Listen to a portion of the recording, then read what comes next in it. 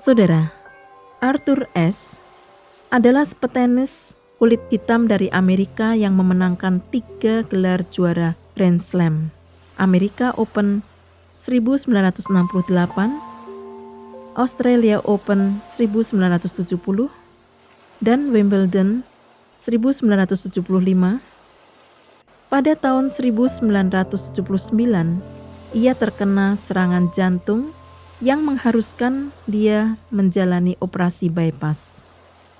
Setelah 2 kali operasi, bukannya sembuh, dia malah harus menghadapi kenyataan pahit.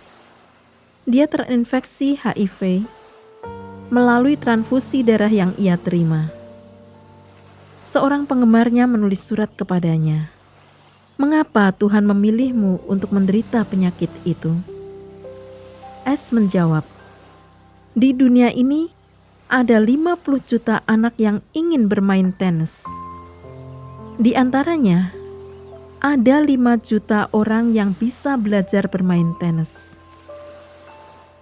Kemudian ada 500.000 yang belajar menjadi pemain tenis profesional. Dan cuma 50.000 datang ke arena untuk bertanding.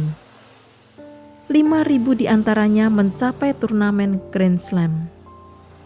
50 orang berhasil sampai ke Wimbledon. 4 orang di semifinal. Dan akhirnya cuma 2 orang berlaga di final. Dan ketika saya mengangkat trofi Wimbledon, saya tidak pernah bertanya kepada Tuhan, mengapa saya?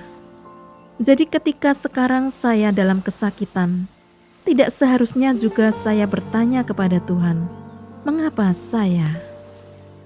Mengapa harus saya? Tidak perlu saya tanyakan. Saudara pendengar, sadar atau tidak, kerap kali kita merasa hanya pantas menerima hal-hal yang baik dalam hidup ini. Kesuksesan, karier yang mulus, kesehatan, dan semua hal-hal yang baik.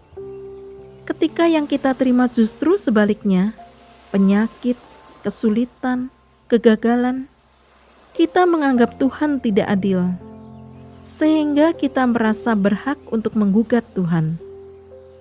Ashe adalah sebuah kesaksian dari seorang yang dapat mensyukuri pemberian Tuhan dan dapat menerima segala yang Tuhan izinkan terjadi. Kita juga harus mengingat apa yang terjadi di dalam hidup kita bukan apa-apa jika dibandingkan apa yang sudah menimpa kehidupan Ayub.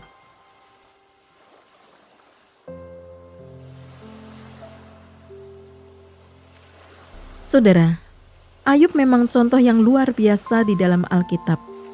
Penderitaan Ayub lengkap, dari kehilangan harta, kehilangan anak-anak, kehilangan kesehatan, kehilangan kesetiaan istri, sampai kehilangan dukungan pendapat dari para sahabat. Seolah dia harus menanggung beban seorang diri. Tak seorang pun yang bisa mengerti dia dan ikut mendampingi dia. Bahkan Tuhan pun tidak memperdengarkan suaranya. Di dalam keadaan seperti itu, Ayub berkata, "Apakah kita mau menerima yang baik dari Allah dan tidak mau menerima yang buruk?" Itulah jawaban Ayub ketika istrinya meninggalkan dia dan meminta dia untuk mengingkari kepercayaannya kepada Allah. Betapa sulit tetap tegar di tengah badai kehidupan. Betapa sukar untuk tetap merasakan kasih Tuhan di tengah penderitaan. Kita sering menuntut agar Tuhan selalu memberi hal-hal yang menyenangkan hati kita saja. Kita sulit untuk memahami maksud Tuhan ketika tidak sesuai dengan apa yang kita inginkan. Kita harus belajar untuk mengenal kasih Tuhan. Tuhan yang mengasihi kita akan selalu memberi yang terbaik buat kita, sekalipun melalui jalan yang tidak kita sukai. Apa yang kita anggap buruk belum tentu buruk. Ada banyak berkat yang muncul dari kehidupan atau melalui hal-hal yang tidak menyenangkan. Dan ada banyak kebahagiaan yang diawali oleh derayan air mata. Ketika beban berat menekan, Mari kita teguh memandang pada Allah yang Maha Bijaksana.